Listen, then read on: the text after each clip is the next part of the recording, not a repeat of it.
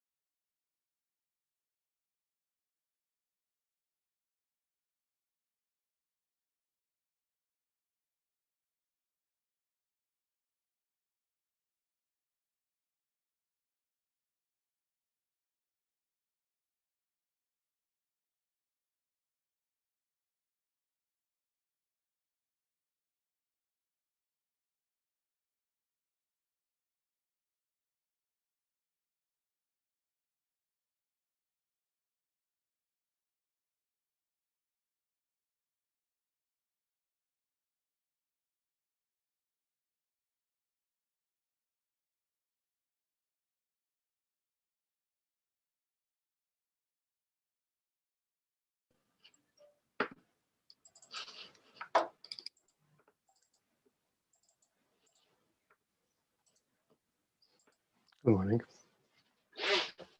Hello.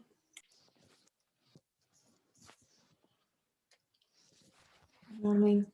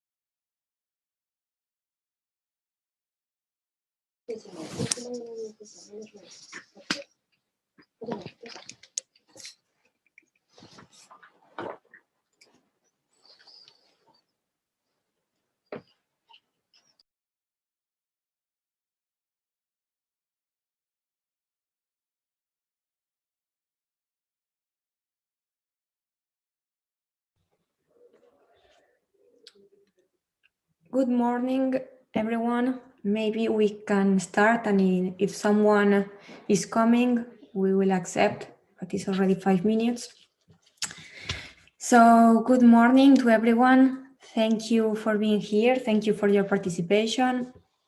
And welcome to the European Regions for Smart Communities Summit. This summit is organized by H2020 Auroral Project, led by CCDR Alentejo with the support from Alentejo Europe Initiative, Open and Agile Smart Cities, ADRAL, and Irradiar Science for Evolution. In the session of today, we will have different speakers from around Europe, coordinators of projects and initiatives that will bring to us different perspectives and ideas and best practices for smart communities. So thank you once again. I'm excited to see what you will bring. First of all, my name is Paula. I forget almost. My name is Paula Peiró. I'm the executive coordinator of Auroral Project. Also, before to start, just to remind that this session is being recorded and is live streaming in the website of the event and social media and YouTube. Also, if you have during the session some question, some comment, you can use the chat here in the Zoom. Well, and I think that is for now. So we can start with the first speaker. Her name is Elsa Ferreira Nunes, and she's the CEO of Irradiare Science for Evolution. Welcome, Elsa. The floor is yours. Okay, thank you, Paula. Good morning, everyone. Today I will try to make a very short presentation with a very quick overview on what will be or what can be the future related to this cluster 4. I will try to share a small presentation with you, and I will be, of course, available during all the session. So if you have any questions or perhaps comments. I will try now to share my presentation. Sometimes my computer doesn't allow it, but I think that today we are lucky because it's in a very good mood. So let us start.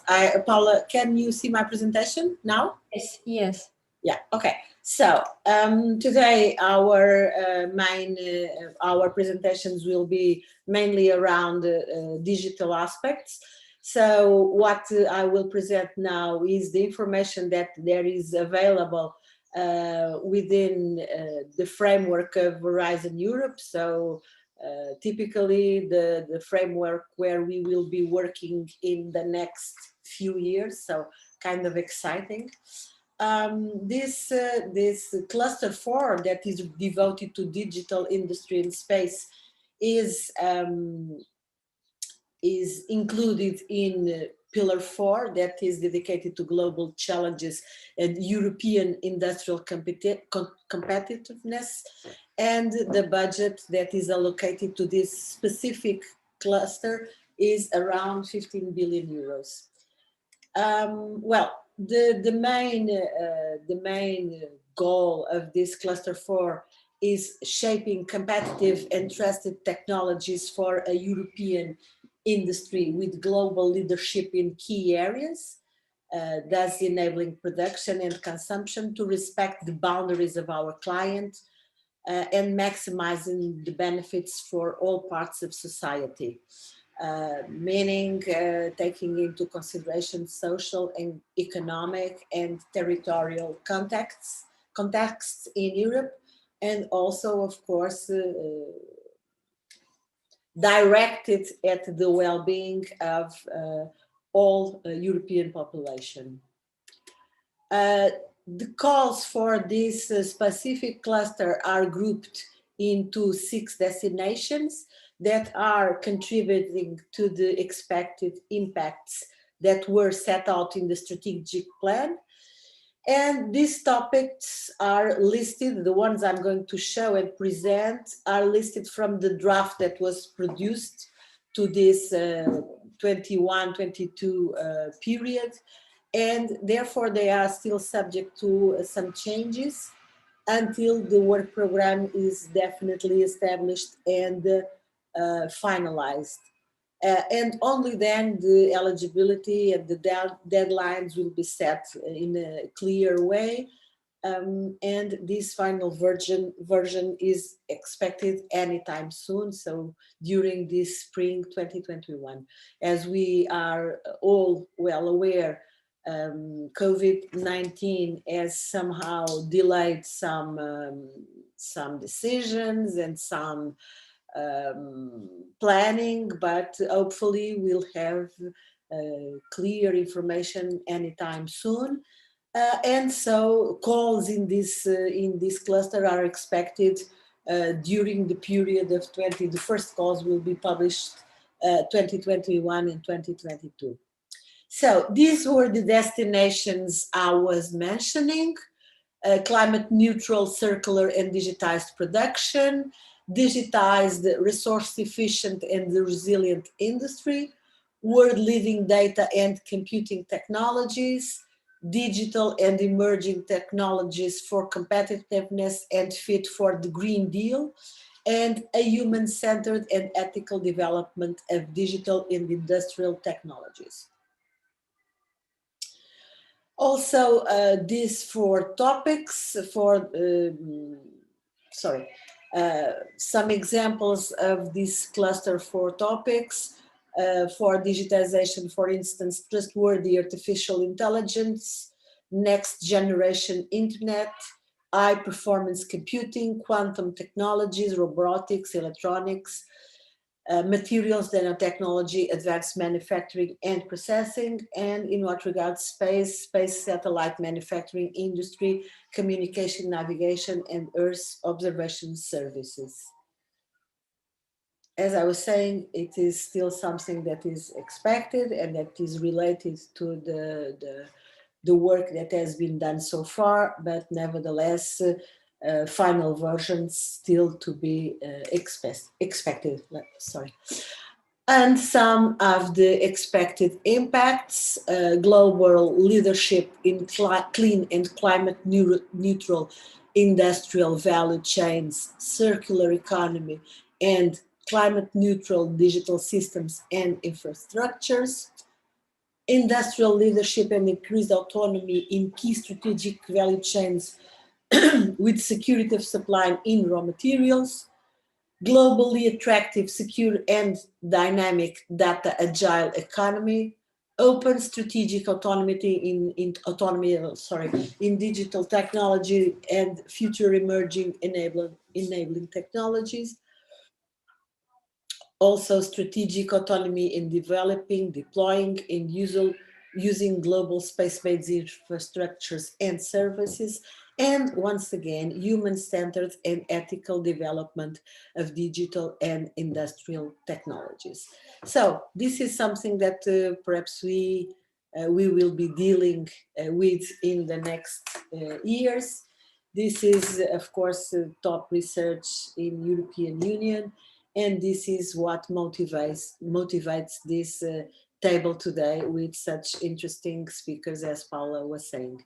On my side, this is what I had to share with you, and I hope that somehow it was a good start, a good kickoff for this discussion. So I will stop now, Paula, and give the floor back to you. Thank you. Thank you very much, Elsa. Yes, I indeed was really inspiring for to open this debate. As you were showing, there are different programs open by the European Commission as Horizon Europe and other new initiatives that I think are really interesting also to bring today to this table, because all of us, or almost all of us that we are here, we are coordinating or participating in different European projects, and we are also thinking already about the expected impacts for the next years, about the sustainability of our projects, about the replication. So I think it's important to think about the future and how we can apply or participate in the upcoming programs by European Commission. So thank you for this. I hope we can discuss it later. Of course, if you have some question or comment, please feel free to raise your hand or write in the chat. As you saw, we had a small change in the agenda due to last arrangement and availability. So the next speaker is Rui Pedro Enriquez, who is the Technology Director of Irradiare Science for Evolution. Hello, Rui. Welcome. The floor is yours. Hello, Paula. Thank you.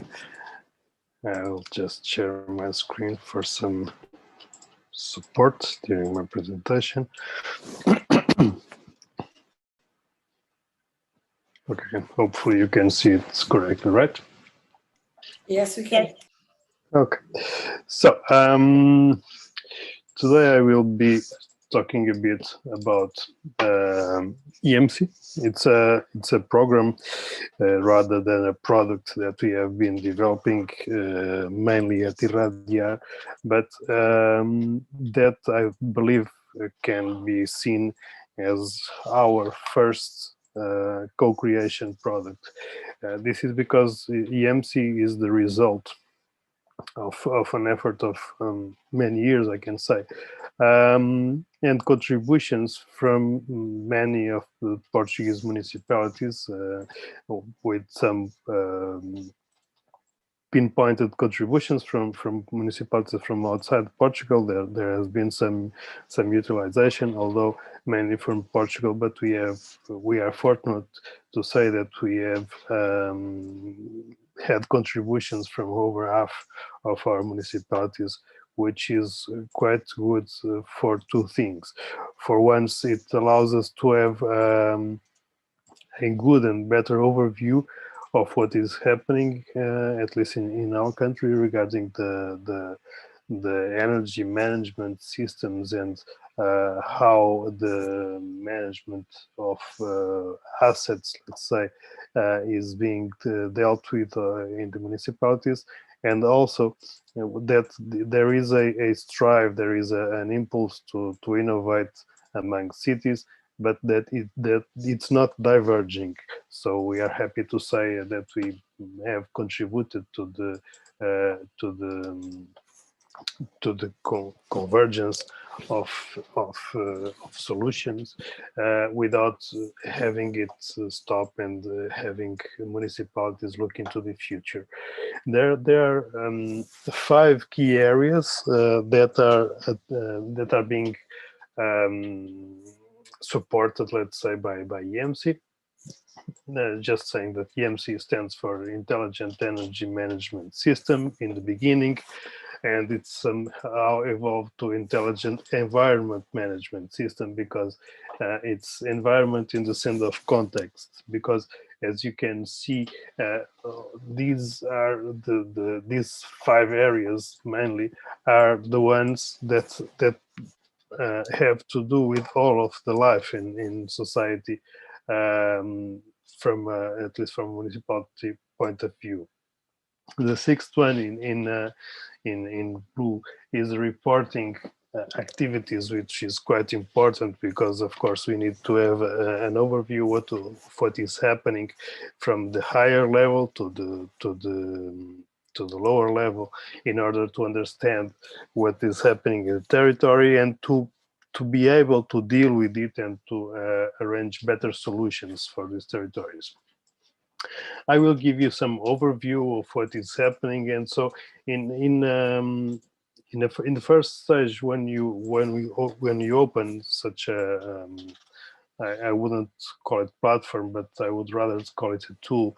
You need to have an overview of what is happening. So this is pretty high level. So what is happening with invoicing? How is the energy consumption behaving? Are we above, below? What is happening with our the registration of our consumption points, and how each of them, at least the top ones, are evolving, and also what is the distribution among the various consumption levels. And this, staying in the high level, we need to have an overview of the territory. So where are things located? Which are their names? How can they be identified? Because there is, until now, and although the reality tends to be somewhat common, so for example, if we have a building that has energy consumption, gas consumption, water consumption, so it's all in the same building, so it should be it should have the same address, it should be the same place, although this is a reality that still in 2021 it's very hard to deal with, because each of the utility companies has some kind of different approach to categorize each of these assets. And so you have one building, you should have one information regarding that building in the same place. But if you go to the utility companies and you don't have knowledgeable and you don't have the knowledge about the territory that goes to the level of knowing each of the buildings, and we are dealing with hundreds of buildings for each of the municipalities, you can't have a global overview of it because you can't connect one with the other. And so we're trying to bridge that. It's a difficult path and it's a very manual path, but we are getting there, and we are helping municipalities to get there and to see an asset, to see a building, to see an equipment as a resource consumption or resource production, depending. Also, we have also some information regarding the production. And so to see it as a common space. But although being able to see this in a high level, we are also we need also to get to the lower levels to see exactly what is happening and to categorize every bit of information to have it available for analysis. And this is what we are seeing here. So in this case, we are looking at a consumption point and the invoicing that is associated with it. We envision to getting all of this information. We are now in the time of digital invoicing, although it's more in theory than in practice. We are dealing with it and for quite some time, and we are happy to say that we have now surpassed 1 million invoices processed, and so we are quite comfortable in doing it, and we are quite also happy to say that our clients, our co-creators of this platform, can start and can now use that information in a matter of seconds rather than in a matter of months. This is the time scales that we are talking about. So instead of having months of work every year, for example, to prepare energy supply tenders, we are talking about bringing it down to the minute scale, so from months to minutes. And this is a huge step, and this is a huge improvement in how things are tackled and the time it takes to tackle changes. So getting also into the details of each one of the invoices so we can address and analyze it and so on. Although if we are talking about invoices, we still need a quite step further in order to really analyze the behavior of some buildings, because even though we may have in the best hypothesis 4 time frames, let's say, for each invoice, that is still very little to analyze the behavior. And so in some cases we are fortunate enough to be able to introduce the capability to either includes energy analysis equipment. So in this case, we are looking at electricity, but we have also included in a number of cases water monitoring, gas monitoring, and so on. And so in this case, we are able to see what are the baselines, what is the behavior on each of the days of the week, on each of the hours of the day. And this brings us to a very good, a very detailed analysis of the processes that are occurring inside each of the buildings. And this is a major step and an important one to analyze what is going on, because otherwise we wouldn't know. And if we are trying to fix or change a behavior 2 months later with the aggregated information of 1 month, it's absolutely difficult. So we have an overview of the consumption, but we can't pinpoint the actions that were responsible for it. And so, trying to move on a little bit, there is the information of context, and this is rather important. So if we are looking at the energy consumption or the resources consumption, so including here the water, including natural gas, including any other biomass, any other kind of resource that may be consumed in equipment, a building, we need to be able to analyze which is the context for that energy consumption. So what kind of equipment do we have? What kind of occupation do we have? What kind of rooms, of spaces do we have available? And we are now starting to deal with this context information further and trying to introduce the censoring and the monitoring of how people and spaces behave rather than just how energy behaves. And so we are trying to analyze one in face of the other. A little further and going to the outside, we are here looking at the analysis of the distribution of light points among one of the municipalities that we have working with us.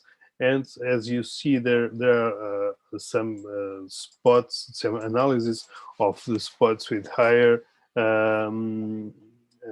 illumination, and this allows us also to be able to analyze if the distribution is all right, if the power of each of the light bulbs is okay. And we can even go further and see which each one of those and see how it's behaving and how the behavior should be, and so to compare all of these. Of course, being able to do this in a very low level is also important, and as I mentioned before, the context is quite important, and so we need to be able to see this in an historical point of view. So how is the energy behaving? How are the costs behaving? Because although it is important to look at the energy side, the costs are not to be left aside. And so if we are dealing with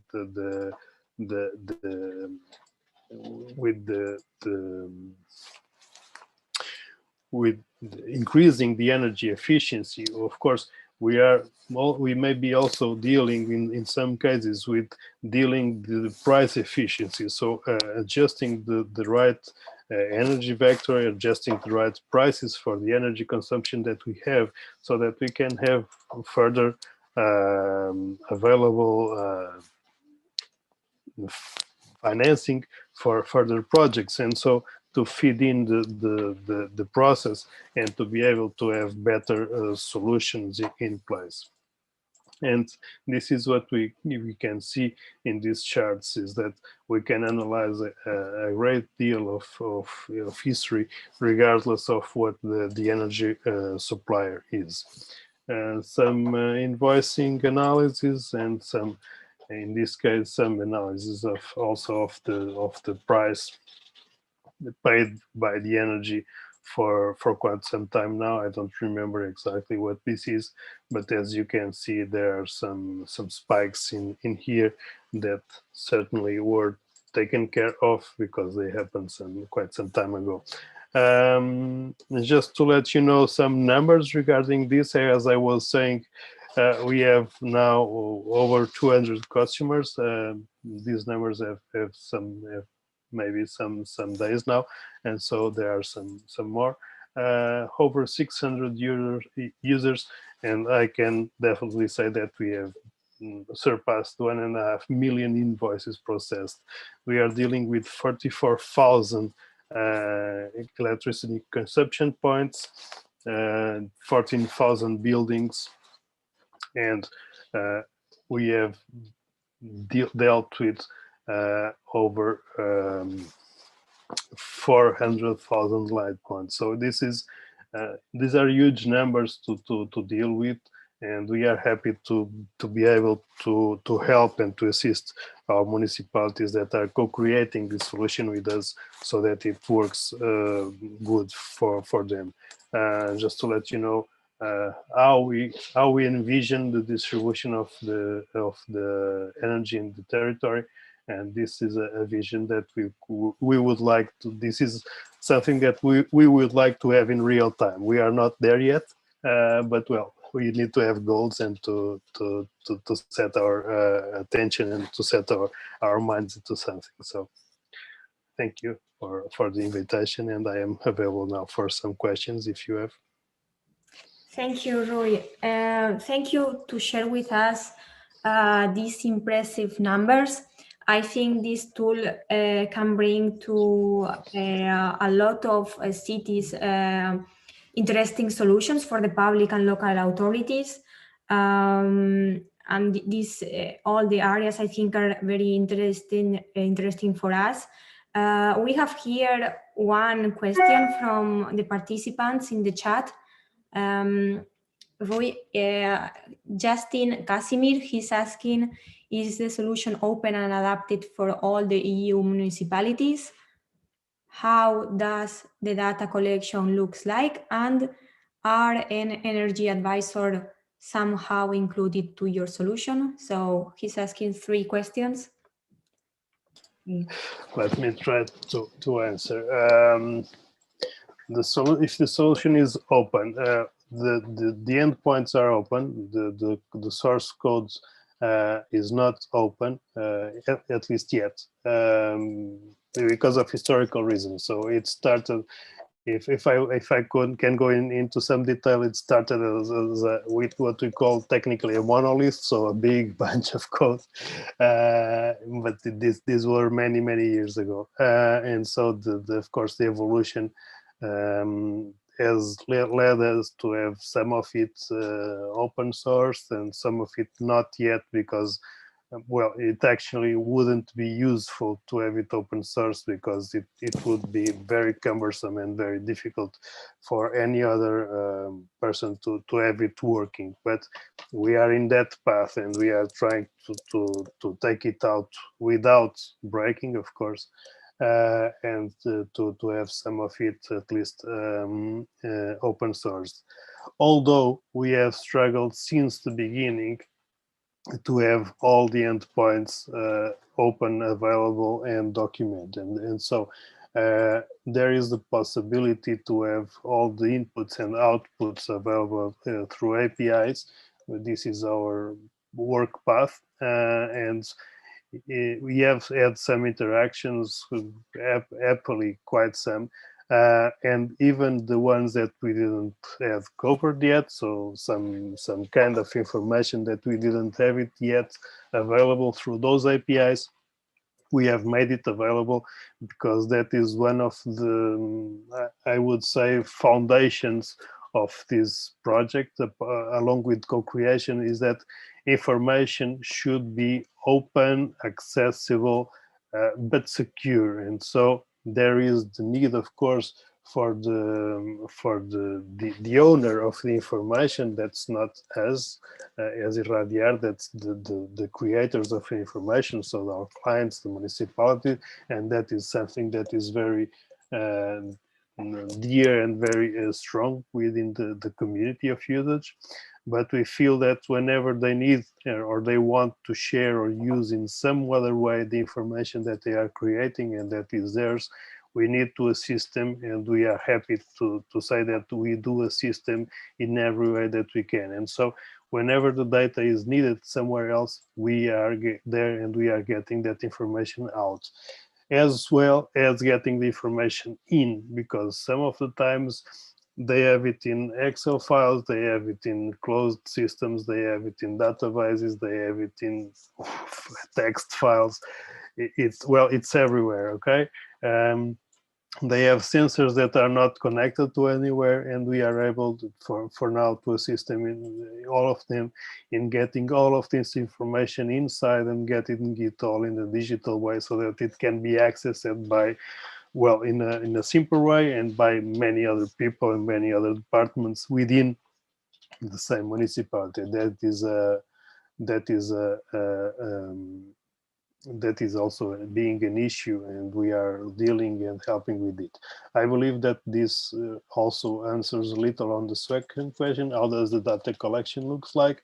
It looks like whatever is possible. Okay, so we help and assist in transforming every bit of information that is somehow available and getting into here.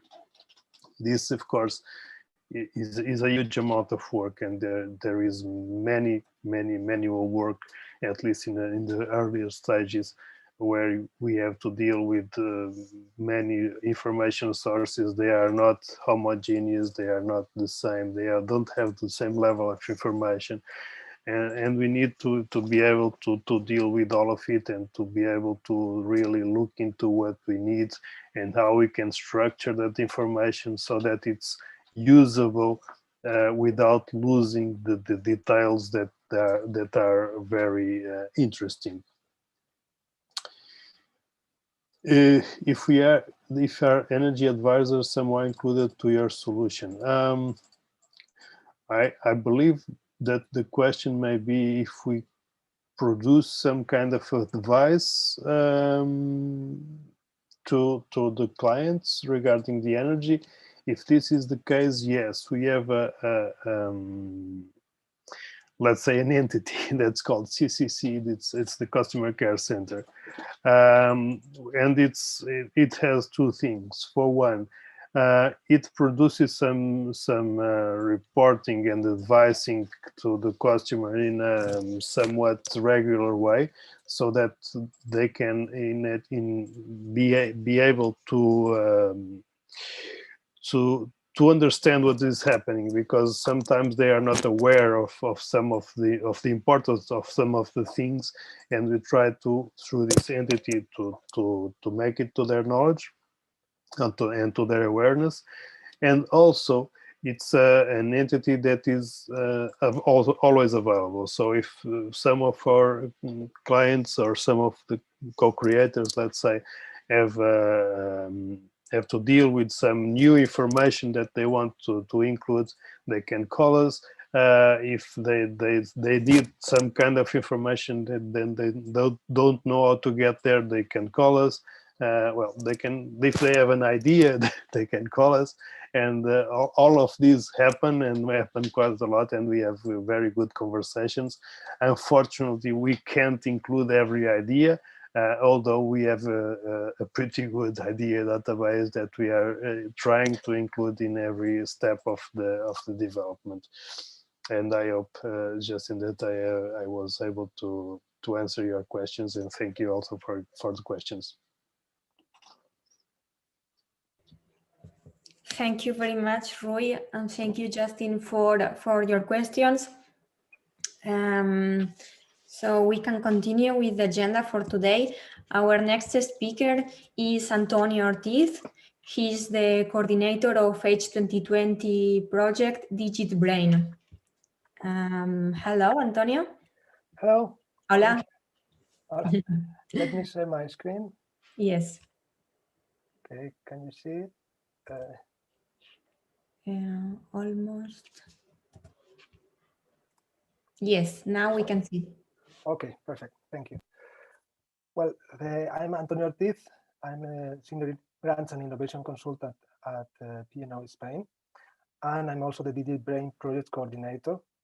Today, I'm going to talk about innovation, how to boost and increase the innovation and the impact for the organizations. And I'm going to give an example, a successful example, which is the Horizon 2020 DigitBrain project. But first of all, a little bit of background about P&O. We are a consultancy company. We are present in 7 countries all around Europe, with more than 450 consultants focused on innovation, actively participating in building consortia, preparing proposals, and supporting compliance as well for the different projects. We have a network of more than 4,000 organizations of all kinds in Europe, and as said, we focus very much on innovation, on covering all the stages, from an initial idea, then how to develop it, what are the best partners in order to carry it out, find the best funding, the most appropriate funding program for carrying out the activities in order to maximize the impact this innovation. So for each one of these stages, we have a set of services in order to make the most out of the innovation process for our clients. And in the ambition part, the idea is to analyze the market, see if there's similar approaches, and what is make the roadmap in order to successfully implement the expected innovation. For the development part, we are able to find the best partners, and that's a very important thing, because collaborative innovation is one of the main pillars that we consider that key for a success at the end. Regarding the funding, the idea is to take support from public funding and also from private investors. And for the impact part, it's very important how to exploit the results, not only in commercial terms, but also in terms of further collaborations or lessons learned. How we are structured, and what is the key things that makes our innovation approach quite attractive for the public, and actually we are getting very good results. Well, we focus on consultancy, on analyzing the needs of the customers, and then providing the best tailored services for them. We are distributed into the different domains, so each one of us is a specialist on the domain, so we know what are we talking about. We have a pan-European footprint that allows us to establish different collaboration, both internal and externally, and with a vast network of clients and contacts, we are able to find the best partners for each endeavor. And of course, we apply an open innovation approach in order to boost and maximize the innovation for all kinds of organizations. One thing that I haven't mentioned, and I haven't included here in the presentation, is that we try to be as much flexible as possible in order to accommodate to the needs of each specific endeavor. So let me present now one of the success stories, which is the Horizon 2020 Digit Brain project, which has a very long title, but can be summarized in digital twins for manufacturing. So this project we prepared almost 1 year and a half ago, and it was for the DT ICT 03 2020 call, which it was inside of the I4MS framework of Horizon 2020. The project, the consortium has three main partners category. One are the core technical and administrative partners, composed of SMEs, mid-caps, and large companies, universities, and research centers. This is the core of the project, which develops the technical stuff in the project, and remains active during the whole project. Then we have the experienced partners that are entitled to they are mainly SMEs and universities, and then they are devoted to the execution of the first wave of experiments in order to validate the preliminary results of the project. And all these organizations are supported by a network of digital innovation hubs in order to provide support both for the project participants as well as to other entities which are interested on the project results. Just in a very brief summary, what is Digit Brain? So the main idea of the main objective of the project is to enforce SMEs in the adoption of digital twin technologies, but not only traditional digital twins, but Digit Brain goes one step beyond the traditional digital twin definition by extending the digital twin concept to the whole product life cycle, not only a specific picture of the product. So for this, we rely on the Digital Innovation Hub network to provide local support, business support, and maximize the impact of the project results. And we also provide an extraordinary opportunity for SMEs all around Europe for further integration in European marketplace and community for both digital engineering and manufacturing companies. We have as well 2 open calls in which we fund experiments. We will fund up to 14 experiments with up to 100,000 euros. And the first open call opened just 1 month ago, and it will remain open until the 30th of June. So if you need further information, please visit the digitbrain.eu website, or feel free to contact me for if you're interested on participating in these open calls. So what about Horizon Europe? Well, this is a very, very big funding program for innovation project, and we are working on all the 3 pillars. Pillar 1, supporting the excellent science, especially Pillar 2 with all the global challenges and European industrial competitiveness. We are already developing ideas for projects and building consortia and starting the preparation of proposals for our clusters. And in Pillar 3, which is the Innovative Europe, we are as well boosting this European innovation landscape through the EIC program. So if you are interested on participating, you want to be part of this adventure, let's keep in touch, because we will be happy to have you on board. And this is pretty much all. If you have any question, I will be glad to answer. Thank you, Antonio. Thank you very much for the invitation to participate in the upcoming calls and the successful example of this project. So as I understood, is when started the project? 1 year ago, more or less? Almost 1 year ago. It started on July 2020. And it's 4 years, more or less? It's 3 years and a half. 3 years and a half.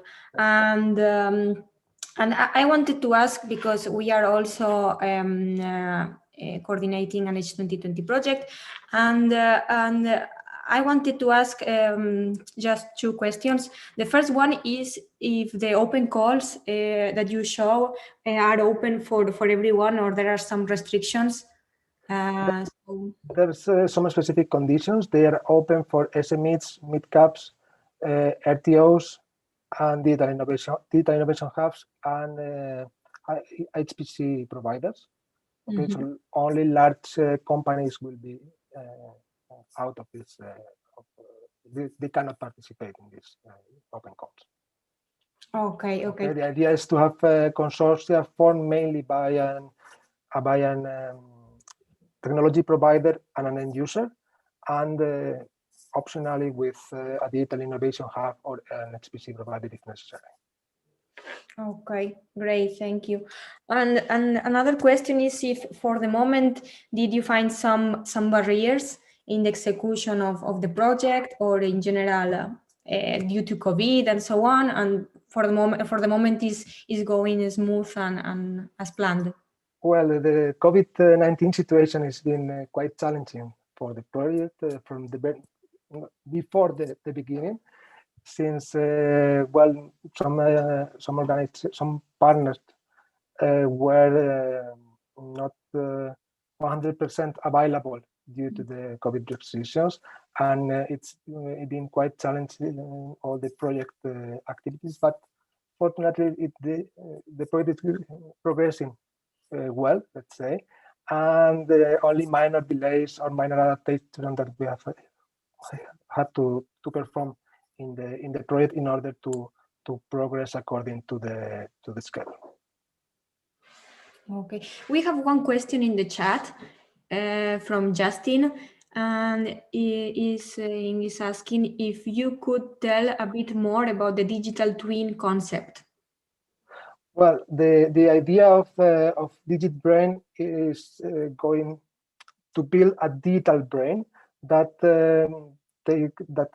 considers or simulates or model the product life cycle from the conception, design, production, utilization, and the end of life. So extending this this digital twin to the whole product lifetime, the idea is to improve both the manufacturing and the operation of the final product.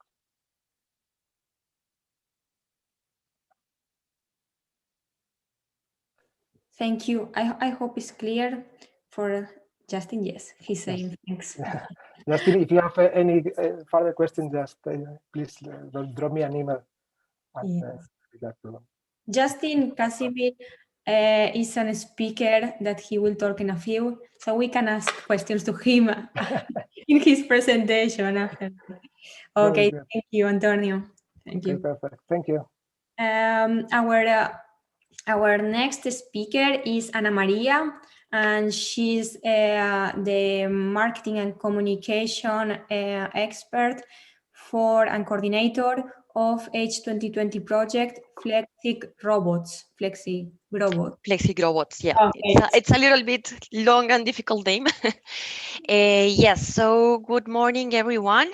Let me just share my screen. Okay. Can you see my screen now? Yes. Okay, so good morning, everyone. First of all, I really want to thank Aurora Project for inviting us to be part of this event and to give us the chance to raise awareness about Flexig Robots project. So just to start a little bit of context, as you know, during the last years, and thanks to the introduction of new digital technologies such as IoT, big data, AI, among many others, the traditional processes and tools used in the agriculture sector are being radically transformed. This means that we have IoT sensors that are deployed in crops in order to collect real-time observations from the soils and the environment. This data, which is collected, are stored and aggregated and fused within with information coming from other sources in order to discover patterns, obtain forecasts, and support decision-making processes. Moreover, we have drones and robots, which are started to be used as an additional and powerful way to obtain high-quality information from the crops and to execute even actions such as fertilizing and harvesting. Nevertheless, in most cases, current agro-robotic systems are designed to automate very specific tasks. These robots are highly specialized and work in an isolation manner in respect to the rest of the systems which are deployed in the crops. Moreover, the usage raises concerns with respect to the potential safety risk for the human operators which are working on the fields, and even on the potential damages that they could cause to the fields due to the weight and dimensions of these tractors and robots. We also must take into account the need to have a specialized training for the management and operation of these robots, as it is the case of the drones that must be managed by pilots with special licenses. All these aspects are leading to a low return of investment and high risk for the farmers. And this is definitely a challenge in the adoption of these technologies by farmers in Europe. This is an example of what we're talking about of big robots and our proposal. So instead of using large individual robots, we're proposing to use a fleet of smaller ones which can that can really mitigate some of these challenges that I was mentioning and contribute to make the operations way more efficient. So by using these fleets of smaller robots, we have less risk in terms of personal safety, since they cannot cause the same damage as one of the bigger robots. If we have failure in one of those small units, we can handle the situation by replanning the mission with the rest of the working units instead of just stopping the normal activities of the farm, which is leading therefore to economic loss. And they're also less harmful to the fields and with the environment, and also with the appropriate tools, they can be managed and controlled by a single operator. Within this context, we have FlexiRobots, which its goal is to make multi-robot systems cost-efficient by employing multiple heterogeneous versatile robots. We're talking about adaptive mission control mechanisms and enabling agricultural data economy. The project started in January 2021, so we have just been working for 4 months, and we will span over 36 months with the aim to build a new system composed of robots, both aerial and ground robots, that are able to collaborate within them to complete complex missions as part of precision agriculture operations. We also aim to address the requirement of large crops or difficult geographic characteristics. This system will be integrated within different functionalities to analyze the collected information using artificial intelligence, advanced analytics, integrating also inputs coming from IoT sensors, weather information, and satellite images. To make this possible, the project has a consortium involving 16 partners from 8 European countries. We are covering a wide range of multidisciplinary and complementary competence, such as precision agriculture, UAVs, UGVs, agri-food solutions. And as you can see, we have very renowned partners within the research and innovation ecosystem. So the objectives of the project, we will define a reference architecture and implement enablers for building mission control of these multi-robot systems, which will be able to collaborate between them to accomplish complex missions for precision agriculture, integrate planning, and supervising functionalities. The architecture of FlexiRobots will be designed to enable secure and sovereign data exchange. This is what we'll be talking about is very related to what Elsa was explaining at the beginning of the presentation. So we aim to provide secure and sovereign data exchange following the principles proposed by international data spaces, with the idea to break the data silos and open the door to new business models for farmers. We also have AI-powered models that will be embedded in these heterogeneous robots for perception, navigation, and decision-making. They will be used to analyze the information gathered by the robots and by other data sources to create powerful applications and services that can support the needs of the farmers. We will pay special attention to comply with the requirements established by the European Commission in terms of trustworthy AI, providing guidelines about the application of AI within the agriculture domain. The robot fleets will be composed by aerial and ground robots with diverse characteristics, and we will validate this on 3 real-world and large-scale pilots dealing with varying levels of complexity in terms of types of crops and geographical regions. Moreover, the idea is that our platform will be interoperable with the European Artificial Intelligence on the platform, AI for EU, so that the resulting models and data sets that are going to be generated during the project are available and accessible to the whole European AI community in this platform. Moreover, we have AI methods that will consider ethical, legal, socioeconomic issues in order to ensure a scalable human oversight intervention. And finally, we will address the transfer of technologies to all European regions through the involvement of different and various digital innovation hubs. So this is a sneak peek of our platform. We have 3 layers. The first one, interoperability, where we are taking into consideration the standards from ISOBUS, OGC, the reference architectures from International Data Spaces Association and OpenDay, and also different guidelines such as trustworthy AI. Then we have the core and services layer, which represents common abstractions, functions, and interfaces to manage these two main applications and capabilities, which are the Mission Control Center and the Agricultural Data Space. And last but not least, we have the applications layer using resources and services provided by the platform in order to enable roboticists and developers to build and deploy specific agri-food robotic solutions, such as the demonstrators that we will build and deploy in the context of the project. So the first one is our pilot in Spain. Here we will demonstrate the capacity and versatility of robots to carry out different tasks in vineyards, contributing to economic profitability and the quality of grapes for the production of wine. In this case, we will have a fleet of heterogeneous robots working in a coordinated way. So we will have drones that will be used for inspection purposes related to the early detection of Botrytis cinerea, which is a disease that affects grapes. And with these drones, we will obtain relevant data also related to water stress and degree of maturation. All the data that is going to be gathered by the drones is going to be used as an input of the small unmanned ground vehicles, which will be responsible for complementing the inspection operations with close recognitions of the areas that are possibly affected by the disease. Then once the plant is recognized that it's having the disease, these robots will also apply the phytosanitary treatments.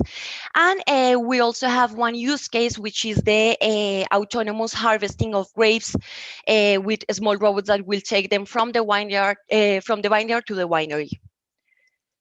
Our second pilot is located in Finland, and in this pilot we focus on sustainable and resource-efficient rapeseed farming and grasslands through the development and validation of new integrated pest management practices and increasing work resources in critical time periods. This is mainly in silage scenarios, and we will integrate in this case the robotization of heavy machinery fleets. In this use case, we also consider satellite imagery and IoT sensing systems which will be placed across the fields to provide relevant data and support the decision making on the farm in a collaborative way with the robots. And finally, we have our pilot in Serbia and Lithuania. In this pilot, we aim to demonstrate the potential of novel robotic solutions for blueberry farming. In this dual pilot, we will have drones and also the small robots working in a cooperative way to address different tasks, which are related to the early stage blueberry disease detection, automated field soil sampling and analysis, targeted and autonomous agrochemical spraying, and yield prediction for determining which is the accurate amount of fertilizer that the fields need in order to maintain or even increase the quality of the blueberries. The impact of the project, basically we will aim to demonstrate the potential of robotic systems at large scale scenarios within the agriculture sector. We will contribute to reduce the technical and commercial risk in the deployment of robotic systems within these scenarios. And of course, we aim to result in the creation of a community where the role of digital innovation hubs will be key for transfer knowledge of everything that will be developed within the project.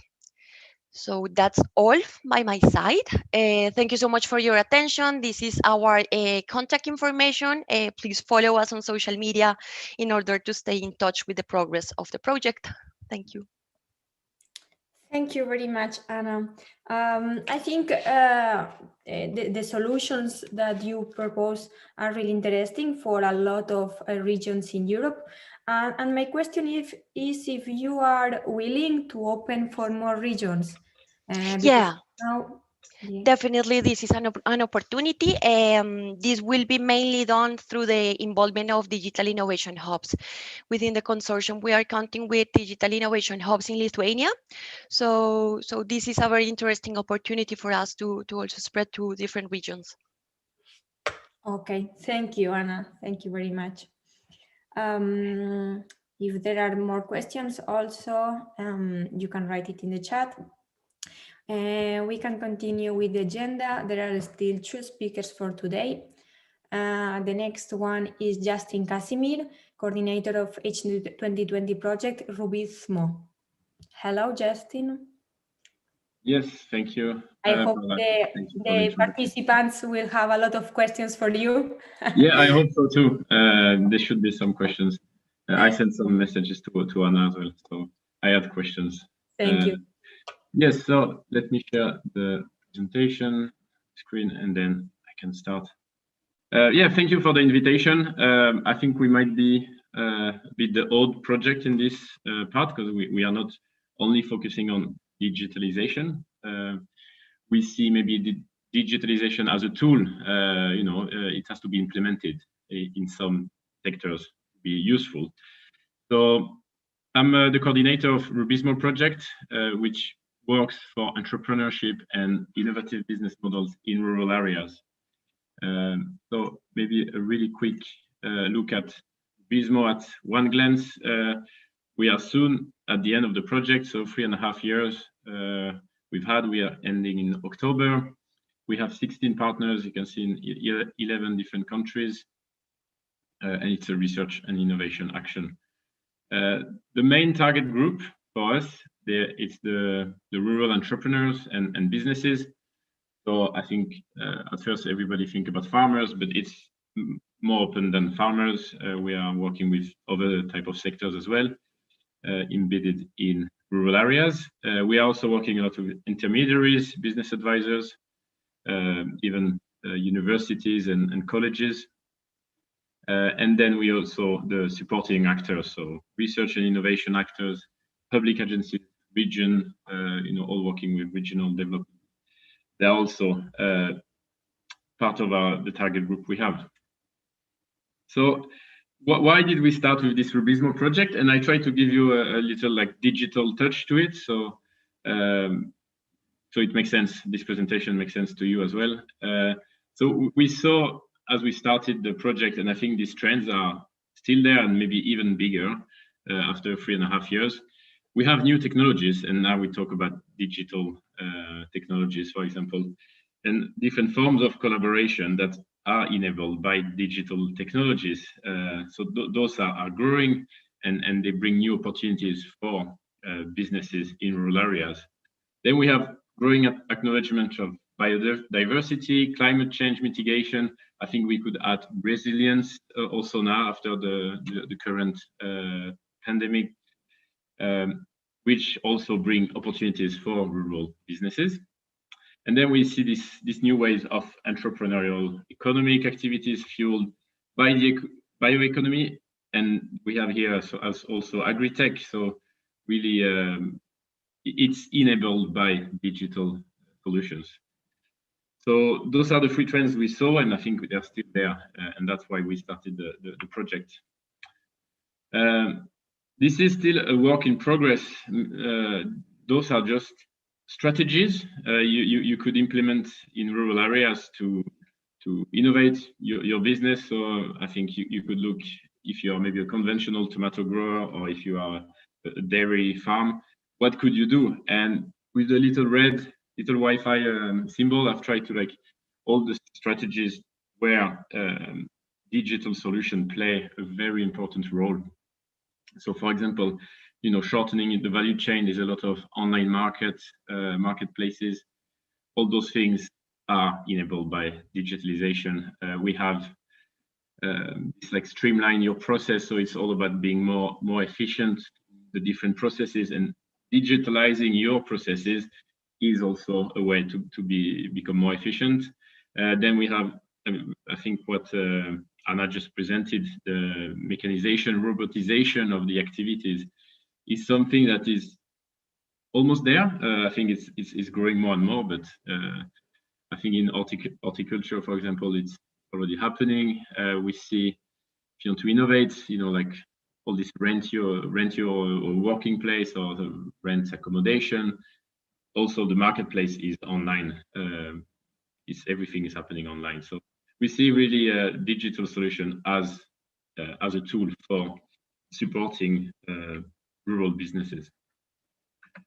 So just after this, I will go straight into what the business tools we have developed, and then you could have a look. And there are different focus, and they're focusing on different target groups. So the first one is the virtual library, and with this, it's already available on our website, rubysmo.eu. This is mostly aimed for entrepreneurs, and it's the inspirational tool. So real cases, concrete cases, describing the activity, describing who is behind the business case as well, to understand their challenges and how they overcame them. So this is a great source of inspiration, and we are open to add more cases to this library. Here's an example how this looks like. So you have different rubric. So it's really simple to use, easy to access, and free to access as well. Second one is still under process. It's mostly for the supporting actors, and we have had a work on all this business environment. I think now people call it also innovation ecosystem. So all the partners around the businesses, supporting them to succeed. So we have developed a quite strong methodology, and then trying to simplify this methodology into a more simple workshop that we have with the different regions in the project or even outside the project. So that's also open for everybody. If you are interested for us during the project time, at least to lead one of these workshops and helping you, okay, what do we need to do to really support our businesses in our local area? What is missing, for example? So that's a really interesting tool we've developed. The third one, we can say it's a database of networks. So the aim is to make clear okay, who is doing what in Europe, and so there again it's a database. So you can find, for example, if you're interested in a network working with bioenergy in Portugal, you should be able to find it there. We are still building the database, and if you feel there's any network missing, you can add your own network to it as well. And finally, this is maybe the most important tool we have, the online transformation tool. And this one is there to help the entrepreneurs, and actually going through, maybe it's better to use it with an advisor, a business advisor, to see, okay, what's the best business model? Does this business model fit my own my capacity, but also my local the local conditions? Do I have everything that is required to develop this business model? So you can pre-select some business models, and then you can rate, okay, how do I have enough requirement for this? And if you don't have enough, we also suggest some simple measures what you should think about to maybe to implement this type of business model. And this is available. It's open access to everybody. You can even add your own business model if you're interested. I think there's few on the digital. There's, I think, one business model is actually looking at robots on farm, for example. And then the final one, it's like some resources, and this is for business advisors, maybe entrepreneurs if they want to have a look themselves. But it's material helping the advisor to better guide the entrepreneurs with their business model development, with their entrepreneurship, their leadership. So that's the main focus, and then we have other thematic sections as well.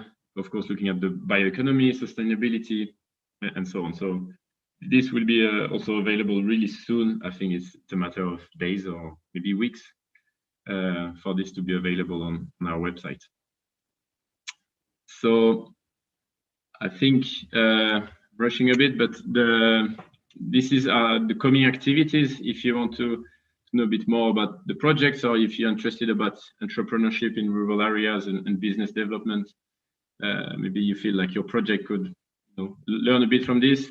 We have weekly cafe talk, so it's 30 minutes every week, looking at different themes every month. So this month it's actually business modeling, and next month it's policy recommendations. As part of the cafe talk, we also have virtual study visits. I think this is a great opportunity that the COVID gave us. We were planning to have, I think, 1 or 2 study visits with 30 entrepreneurs, and now we have, I think, visited more than 10 places. We've had hundreds of people joining, really interesting discussions after, really, and everything is available on our YouTube channel. So that's also a great source of material, the YouTube channel. We have LinkedIn, Twitter as well, you can follow. And in October, we will have our final conference together with our sister project, Livro.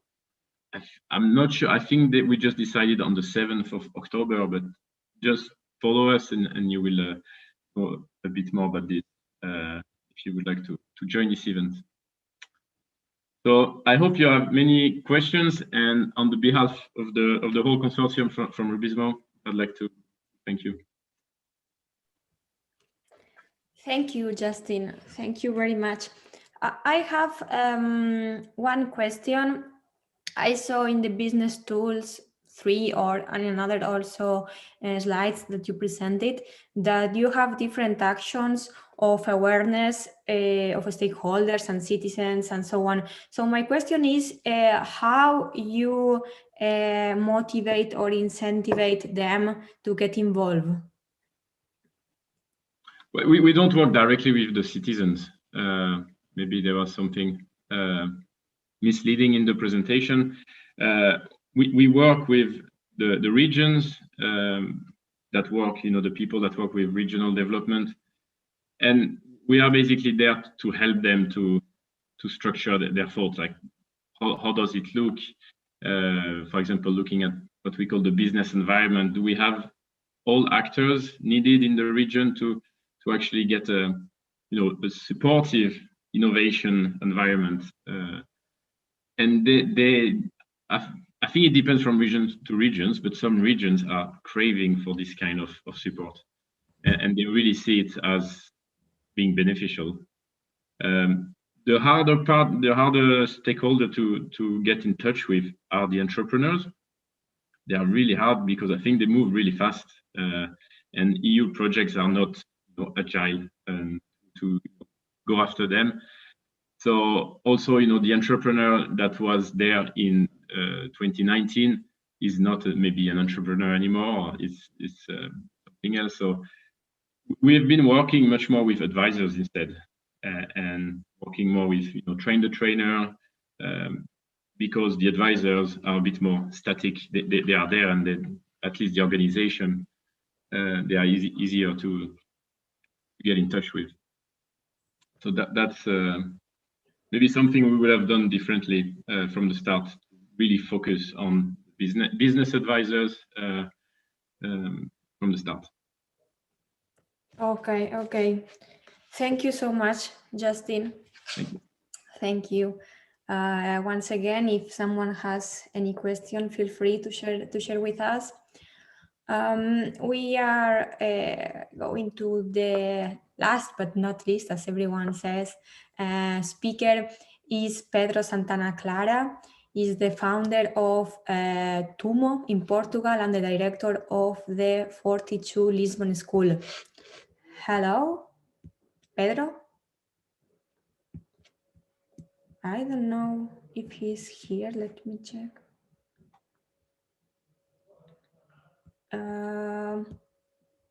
Pedro Santana Clara. Okay, it seems maybe he is not participating because I cannot see. I see one Pedro Gaspar, but not Pedro Santa Clara.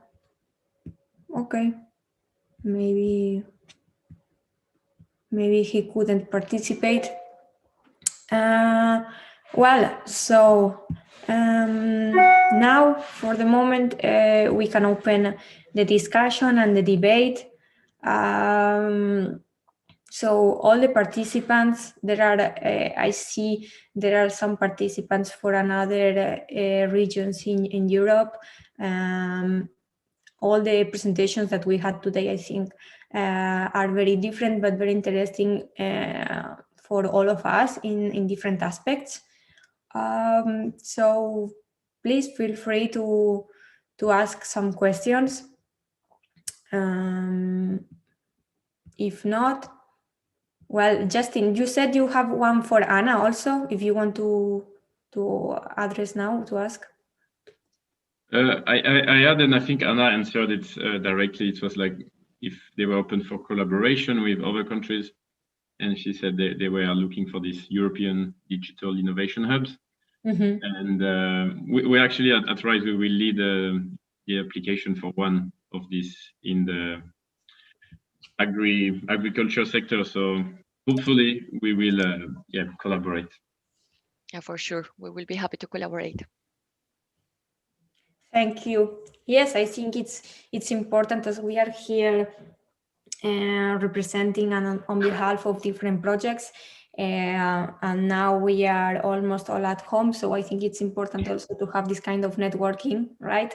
Collaboration, at least, to meet new people and new opportunities to collaborate in the future. I think this is also one of the objectives. Well, I think it seems no one has any questions. Justin has a question. I do. I have many questions. Sure. To Anna, and I'm really interested to know about the three pilots, how far they have come, because to me it just sounds unreal to have a drone that comes and spray on your grain. It is very, very interesting. Right now we are in the stage of requirements. We're like refining some details of the use cases, and we foreseen that we will start with the operations and piloting next year in January, February, more or less. So we will release the first version of the platform in December. And for sure, I will keep you posted. We are aiming also to make some videos, because this is something visual that you need to see how it works. So it's very interesting what we're aiming to do, and let's hope it's good. And what you were presenting, I think it's very valuable, and I see a lot of relation with the part of business models. What we are creating will for sure create some new possibilities for farmers, and then the platform that you're having with recommendations on business models, it would be an interesting way to complement. We provide this type of technology, and here we have the recommendation on how to build the business model. What were the biggest challenges with the procuration? I guess there's a lot of regulations around this. Are some countries, because I see you have Finland, I guess it's quite similar to Sweden. It might be a bit harsh there, but it's different. It's something that we are evaluating each case separately, because it depends on national regulation, especially for the use of drones. So it depends on the type of drone you're using, the weight. Maybe you can use it like over the side, or you can use it longer. Also, the battery are some other things that we need to keep in mind, because the more weight you put into the drone, the less how do you say this? The less performance it has to flight. So there are different aspects that we have to take into account. It's going to be very interesting to discover how this is going to work, and how we'll be able to put these different type of robots to work together in order to make everything more efficient.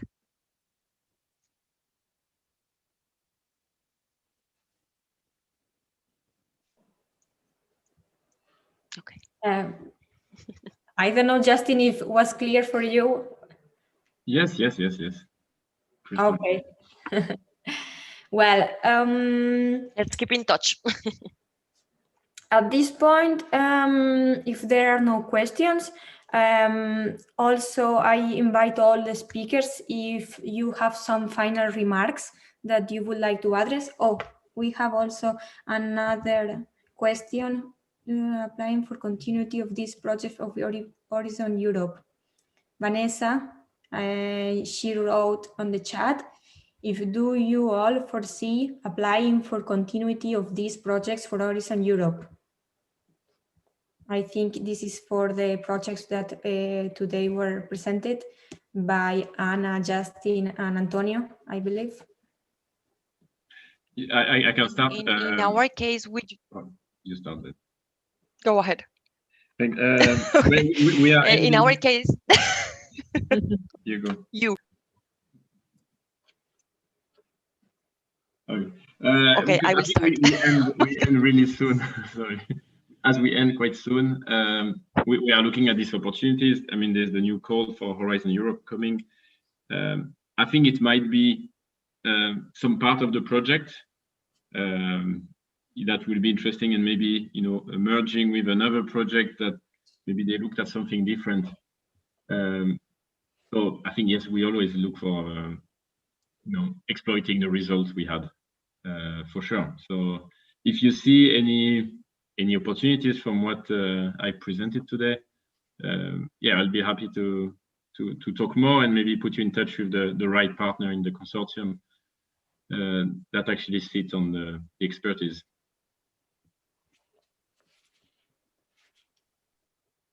Okay, now I will go. So in our case, we just started in January, so we don't know yet, but I think it's a possibility. Of course, we are open for collaboration with other projects, with other partners, so maybe we can just bring part of FlexiRobots into upcoming proposals for Horizon Europe. Yes, in the case of DigiBrain, is more or less similar to the FlexiRobots approach. We started almost 1 year ago, and we have ahead 2.5 years still. But of course, we are open for any kind of collaboration, not only for the open calls, but also and especially for Horizon Europe. Thank you, everyone. So once again, Elsa, Rui, Antonio, Anna, Justin, if you have some final remarks, feel free now to say something.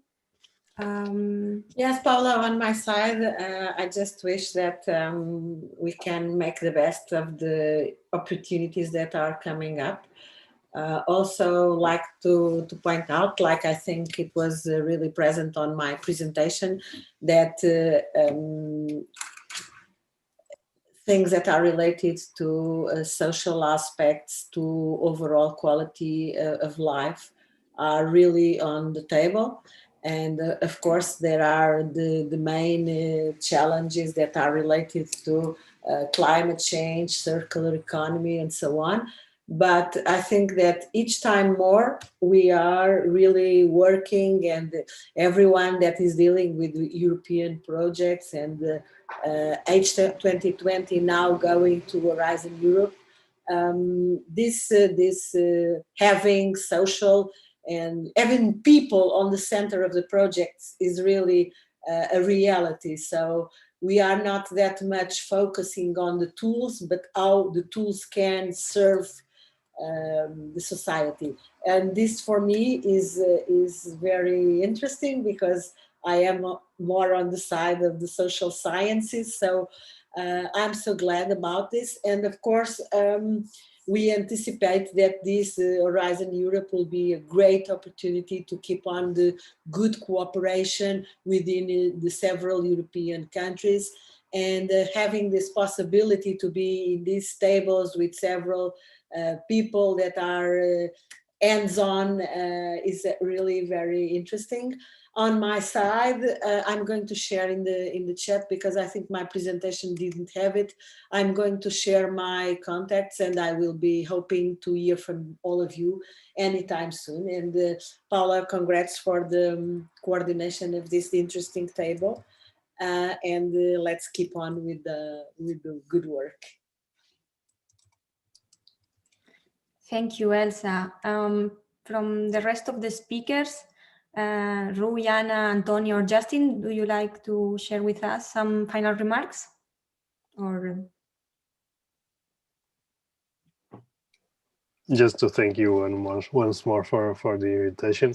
Not only my invitation, but all the other speakers, because of their interesting presentations. It's very interesting to see the future taking shape in very different areas, such as the robots, such as the business models, and all of this eventually coming up and taking attention to the rural areas, because they were for quite some time left out, and so it's nice to see them coming up and taking the stage now, and also looking at projects such as the rural and the rural, taking it all, let's say, and bringing it together, and looking at rural areas as a whole and as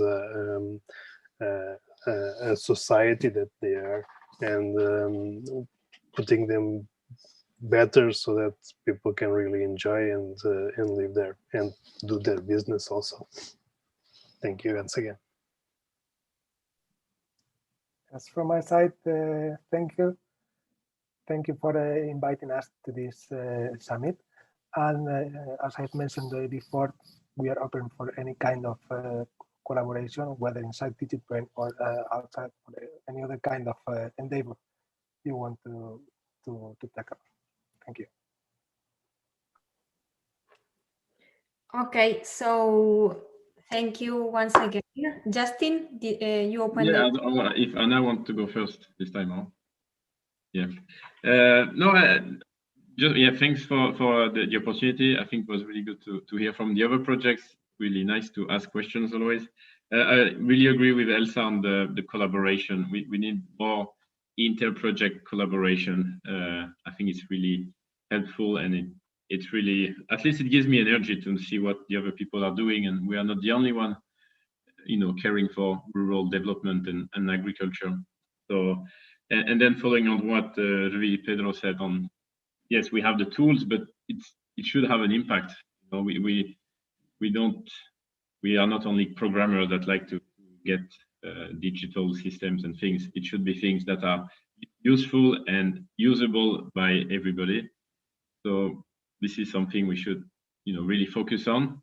And maybe from my part, because now I presented all these tools, and I think many EU projects are developing these tools, but I think now we need a workshop, because all these tools are just, a bit everywhere, and it's quite hard. I think we are developing similar things.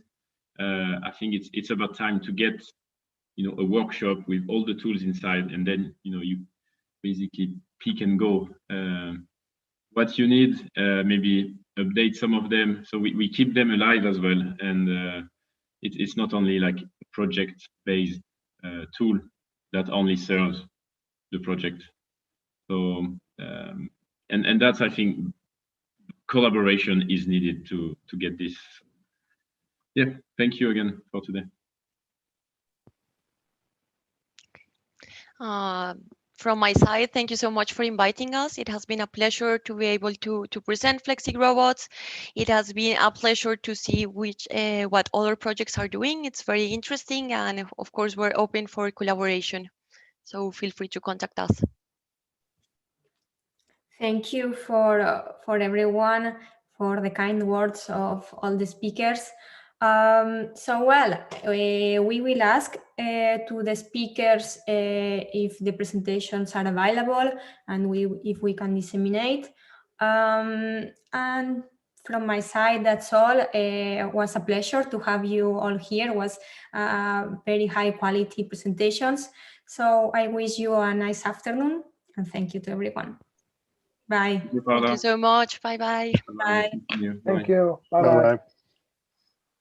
Bye.